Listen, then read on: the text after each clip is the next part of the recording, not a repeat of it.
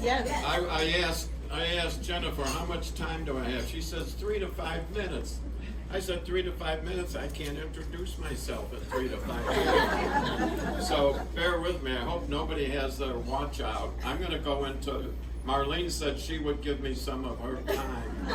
So, but I am talking about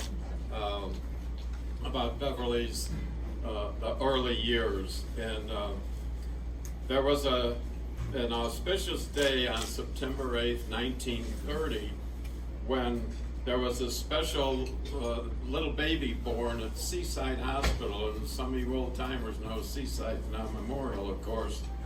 And a cute little baby was born, and she was very cute. She had curly hair, and guess what color it was? It was flaming red, just like her mother, Flossie Lewis.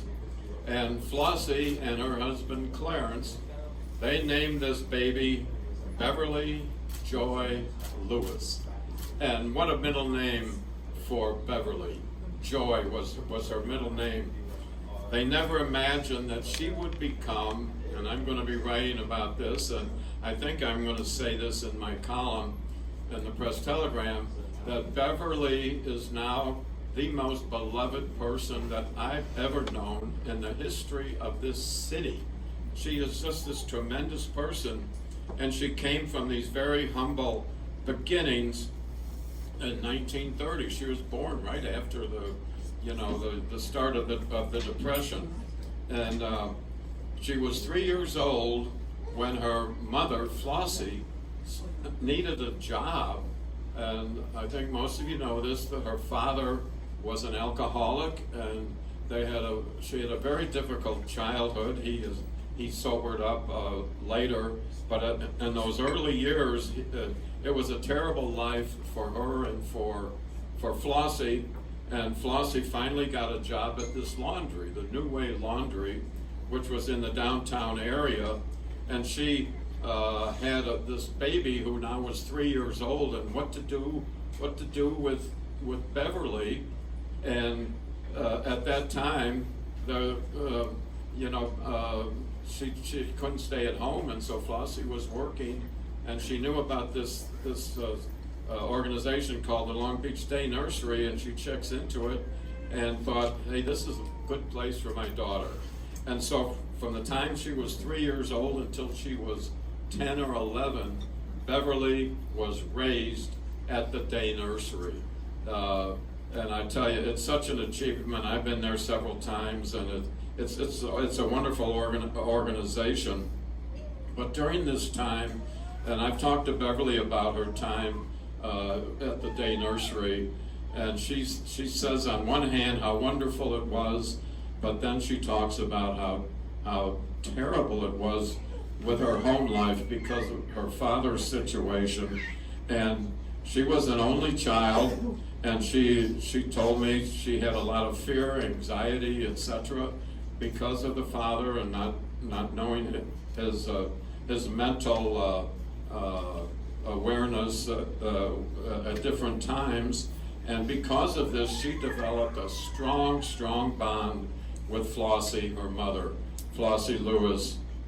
And she says things like, she remembers sitting on the porch of the nursery until it opened when she was like 4, 5, 6 years old. She said for the first couple of years I'd stay there until Mom came to get me. When I was 5, she would walk me to school. This was Lee Elementary. And then I'd go back to the nursery after school until Mom got off work. This is the kind of childhood she had.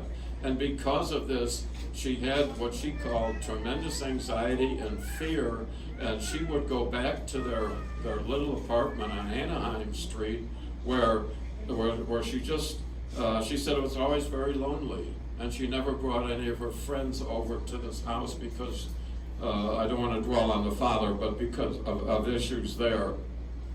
But she said about the nursery, she says, it gave me a sense of stability. This was back when women didn't work outside the home, yet everybody at the nursery was always positive.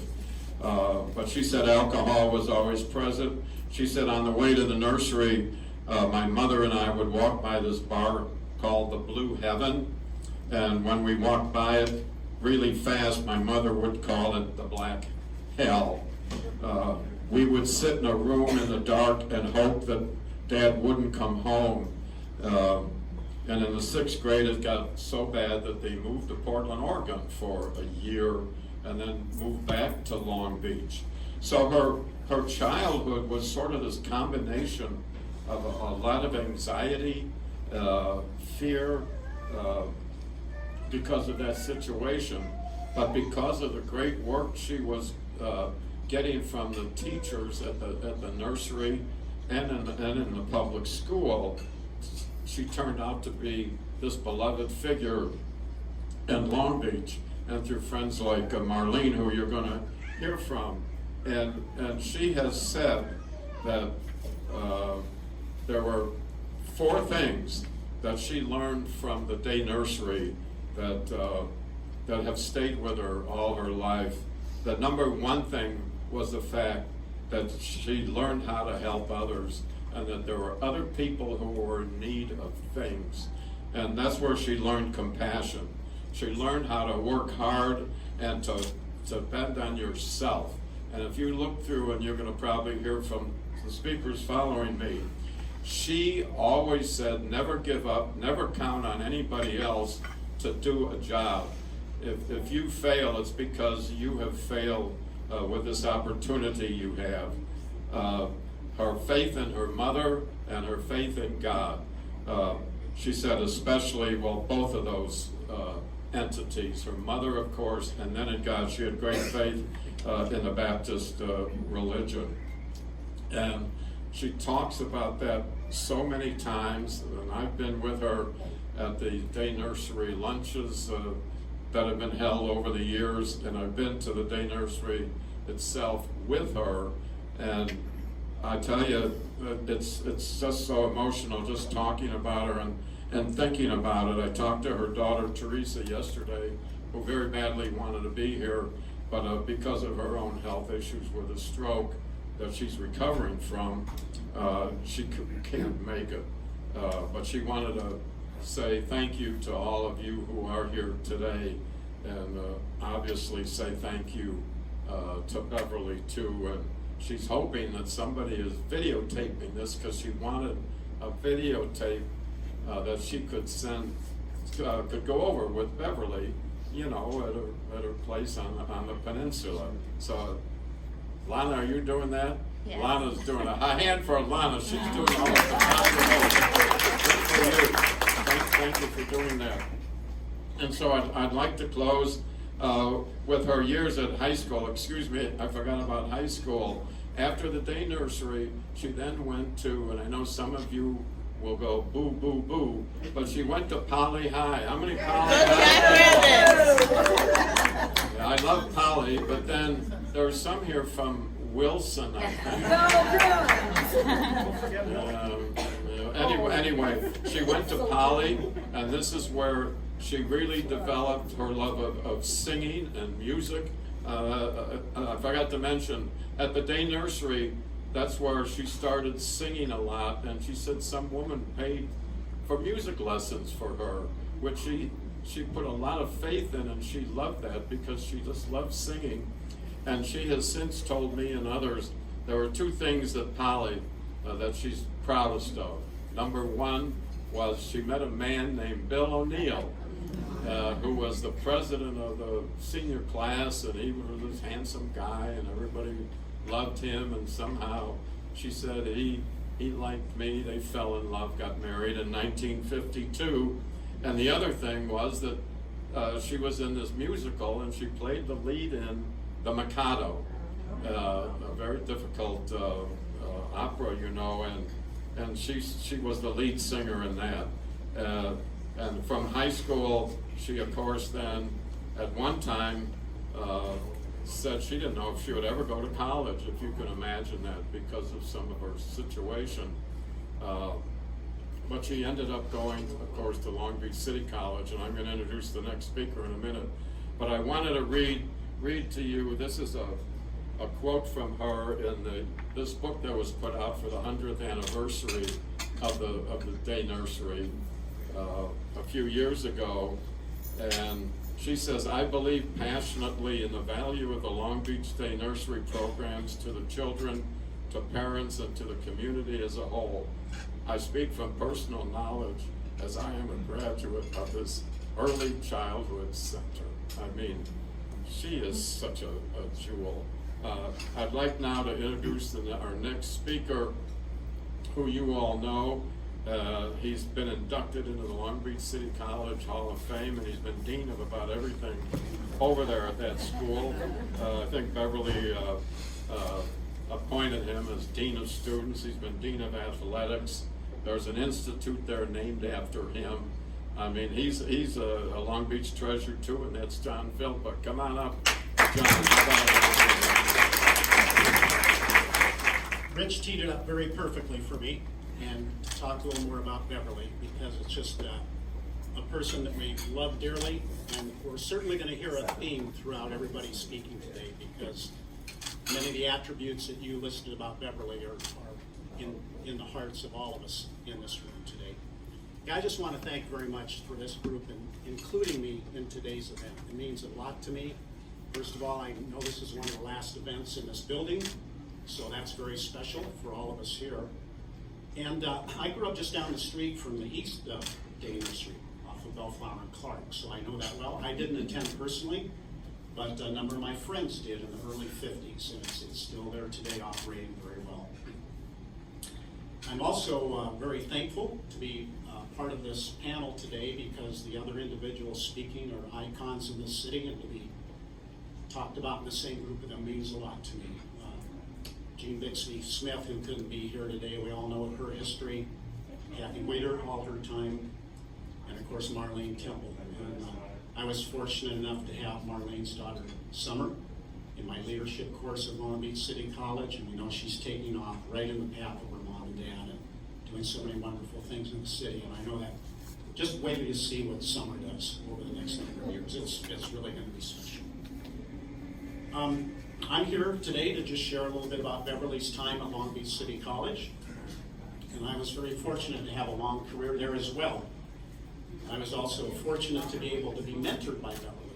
I followed her into about 3 different positions at the college, so I often thought of her in my daily work. So I want to take you on a little chronological journey, picking up where Rich left off about her time when he mentioned she came to the college. But it made a big difference for her, and it made a big difference for the college. How many people in this room have a connection with Long Beach City College, one way or another? Come on, I'm looking at all the hands. You know, it's kind of like the ground where you can meet in the city of Long Beach. You know, everybody talks about it. So Beverly, as Rich mentioned, graduated from Poly High School in 1948. And in the fall of 1948, she became a student at Long Beach City College. And I don't know how many of you have read Harry Salzgiver's book. I'm holding it right here, and the title of it is just perfect. Passionately Positive, the Beverly O'Neill story, leadership through inspiration. If you haven't read this, it is just a wonderful, wonderful journey about the woman we know. And a quote from Harry's book, and I want to thank him for this because it jogged my memory on a couple of the positions she had before I arrived there in 1978. One of the quotes he said about her and her husband Bill that Rich mentioned, he says, "We both went to LBCC. It's what we could do in our city and what we could afford." That was the case. Very little options back then on where you could go to school. And the college didn't exist, Cal State Long Beach. So people went up to LA. So this was the local college and was very much a home for everybody. At Long Beach City College, she studied music education and ran for the representative arts on the ASB cabinet, fitting right along with her musical interests. She credited that experience with moving herself forward, saying, "I realized at that time I had the ability to help people work together," and ended up being president of the Associated Women Students Association. So leadership started very early for Beverly. She then transferred to the then called Long Beach State College in 1950, 1 year after the campus opened in 1949. And of course, that's how they got their name. If you don't know the 49ers, it's because that's when that college Beverly immediately began teaching kindergarten for the Long Beach Unified School District in 1952 and continued her education to receive her master's degree in 1957. It was at that point she began shifting from the K-12 system to the college system by becoming a part-time teacher of music and a counselor at Compton College, still teaching in the Unified District at the same period of time. In 1963, she came to Long Beach City College as a music teacher and filled the position of the women's advisor at the college following Ella Lewis. Now there's a name I think some of you may remember.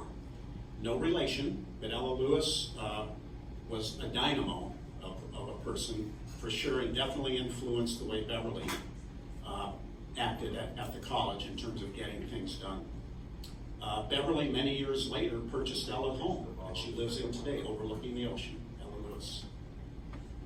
I've spent a number of lunches with Beverly in her home, and very recently as well. And it's a very special spot for those of you who have been in there.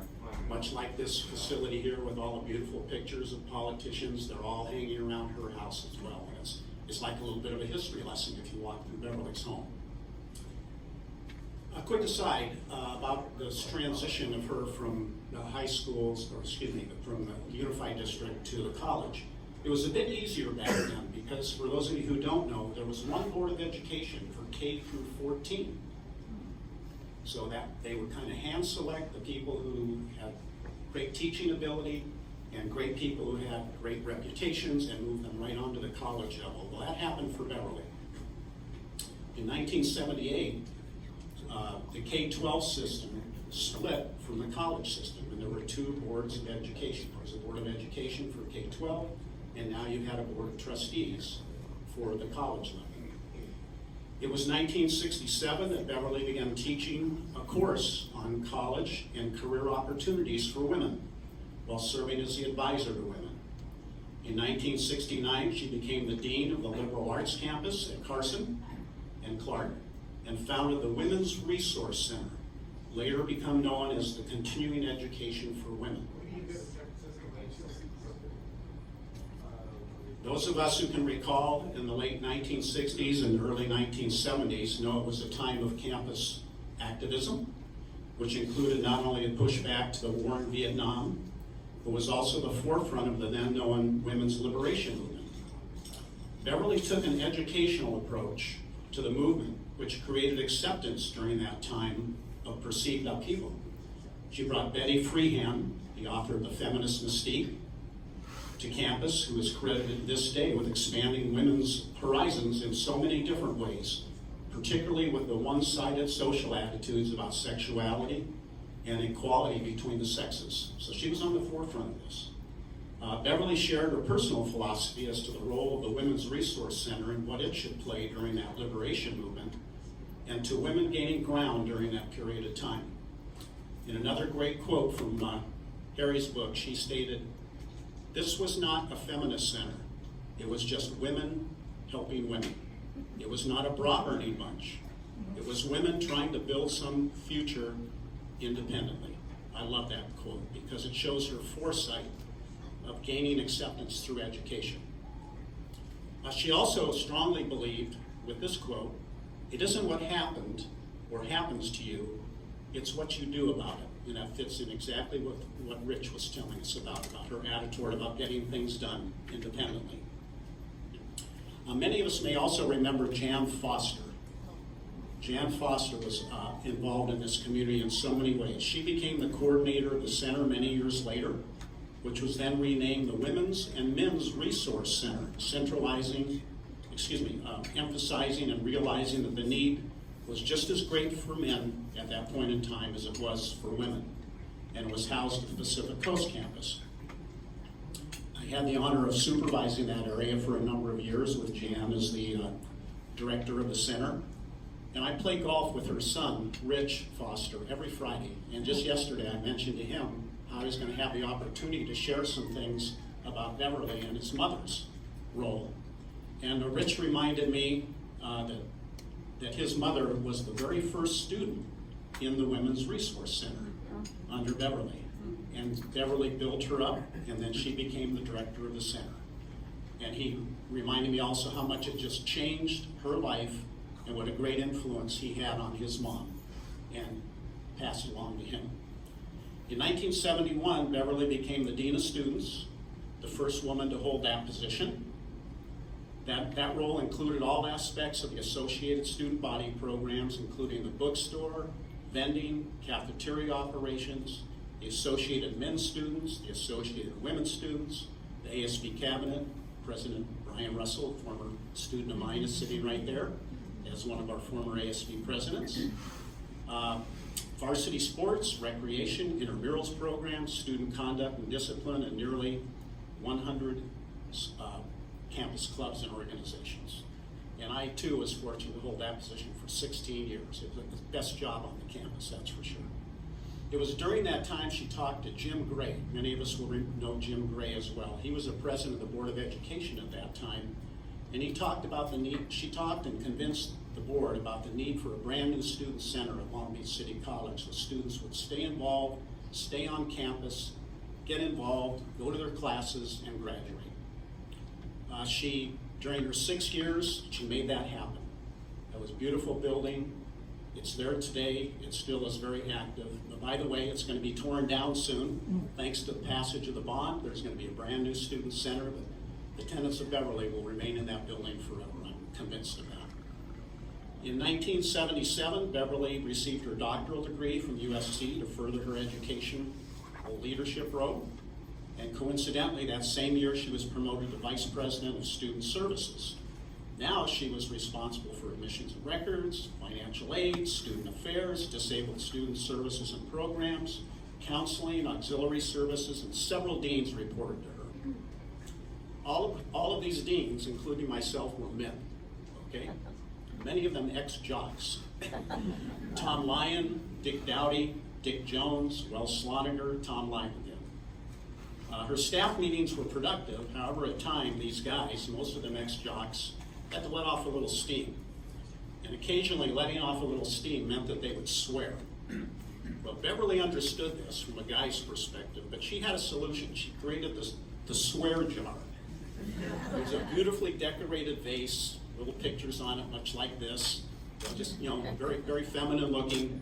But every time they swore, a few bucks had to go into the swear jar. Well, she was smart enough to do that. And with that money, it went to scholarships at the end of the year. It was usually a huge amount, by the way.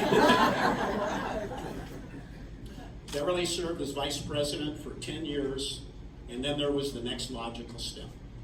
In 1988, Beverly became the first woman president in the history of the college.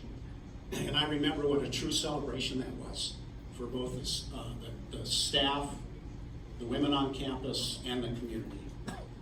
Her accomplishments as president were really too many to list, but let me just tell you, her leadership was always dynamic. She was truly loved for creating a positive atmosphere at the college. I'd like to mention just 3 things from my perspective that I think made a very, very, very big difference during her time as president. One was the acquisition of Veterans Memorial Stadium. The city of Long Beach gave that property up for $1, but it had $4.5 million worth of earthquake retrofitting that took place. Well, the way that she accomplished this, over on the corner of Lakewood and Carson, in the time when Boeing was building up bigger than life, we sold a piece of property over there. And you probably noticed there's a couple very big buildings on that corner. It used to be our baseball diamond, way over there. But we acquired all that space where Veterans Stadium is, and it's now expanding in ways unbelievably better. Those of us who are still connected with the college, they'll see new buildings on there. There will be a new stadium there in a couple of years, and it's allowed a lot of growth and will allow continued growth. So that was really a very, very thoughtful and a lot of foresight for that to happen. Second, Beverly was laying the groundwork with the Long Beach Unified School District and California State University of Long Beach for what is now known as the College Promise.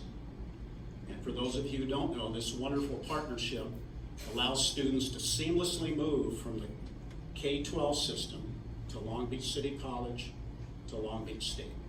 That doesn't happen too much elsewhere. It's now a model in the United States. They've been awarded nationally for their involvement in this, and students can go to Long Beach City College free of charge. So that's really a very nice thing. And finally, Beverly's years as president, and I think this is probably the most important thing, and I think we're all emphasizing today, was built on she built just a culture of positivity. Her style of leadership created this family atmosphere, just unknown elsewhere, one which ultimately benefited students. Now, some of you will remember the small round little white buttons that say, "I heart Long Beach City College." Those became treasured pieces for people. And she took that same thing over to the city of Long Beach. Can you remember the same little white buttons that said, "I heart Long Beach"? Those became treasured things. It was kind of like you had to have one to be in the in crowd. But it was so simple, yet it was so meaningful because it created this positive atmosphere. One of the things that she did to create this positive atmosphere, and she was very insistent on this, you talk about leadership, the first 2 weeks of every semester, the expectation was every vice president, every dean was out on campus every day, welcoming students, pointing them where their building was encouraging them to come and take advantage of the services. And we all wanted to do that for Beverly. Every time I had the deans in the same office where Beverly led her meetings, I always thought about Beverly. I thought about, with difficult decision making, what would Beverly do? And I kind of came up with some answers. She took the positive, heartfelt approach to things. Beverly retired in 1993 and moved on to an even wider range of responsibilities that we're going to obviously learn about. And deservedly, Beverly Lewis O'Neill, let me say Beverly Joy Lewis O'Neill, was one of the first inductees in the Long Beach City College Hall of Fame. And in closing, I just want to thank her for being a mentor to me along with my mom and dad. And I learned that from her that you treat everyone the same, regardless of their status in life or their personal situation. And I learned that you always need to show compassion with strength. And under Beverly's time and leadership at Long Beach City College, not only did the employees benefit, but most importantly, the students flourished. Thank you.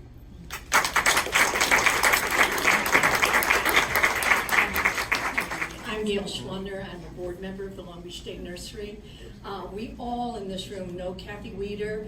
She is a lovely human being, and she has had an emergency, is not able to be with us this morning.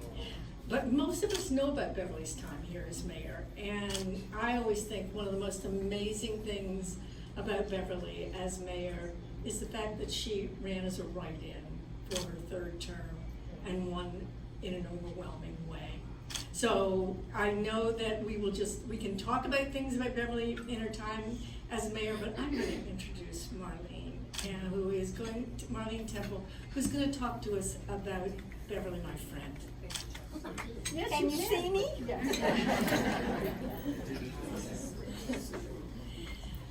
Well, it's my privilege to be here today talking about one of my very, very dearest friends. My family moved to Long Beach when I was 5 years old, and for a few weeks we lived with my grandparents. This was where I first met Beverly, and as you can imagine, she was the first one to welcome me to the neighborhood. And although she was a few years older than I, we became best friends. Days were spent playing hopscotch and kickball. Remember those days when the kids didn't get in the bedroom with their little thing?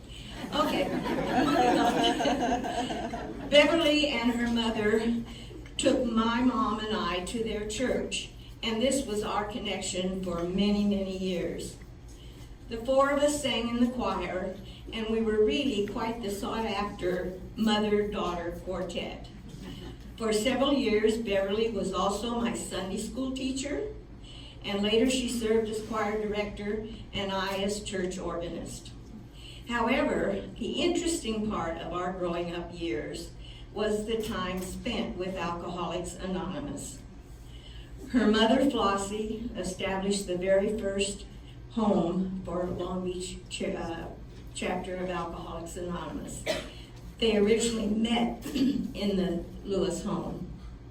Always there was cookies and entertainment as Beverly sang and I played the piano. We also traveled to San Pedro and Wilmington to attend other Alcoholics Anonymous meetings. Now, can you imagine 2 young girls today in Wilmington and San Pedro? Probably not. When Beverly started driving, that was an experience. Her first car was a certified junker. It had a hole in the passenger floorboard. It was quite an adventure running around town holding my feet up so they didn't drag on the pavement. And another adventure was when Beverly learned to shift gears. That was a treat too. When Beverly was at Long Beach City College and Long Beach State, she was always in the spotlight. She loved to sing. Me, her shy little friend, was always her pianist. When she began her teaching career, we continued to be such a duo. When she married Bill, I was one of her bridesmaids and so proud of my big sister. We both were only children, so this kinship worked for us. Although in our adult years our pathways did scatter, we always remained close and loving as a relationship. Beverly was, of course, to go international in fame, but she always was and is a hometown Long Beach girl. Up until the time she became homebound, we continued to enjoy our monthly breakfast dates at Spires. When I visited her recently, she continues to exhibit her warmth and her grace. She is a beautiful woman, always will be. She was, is, and always will be my big sister and treasured friend. Love you, Bev. Thank you.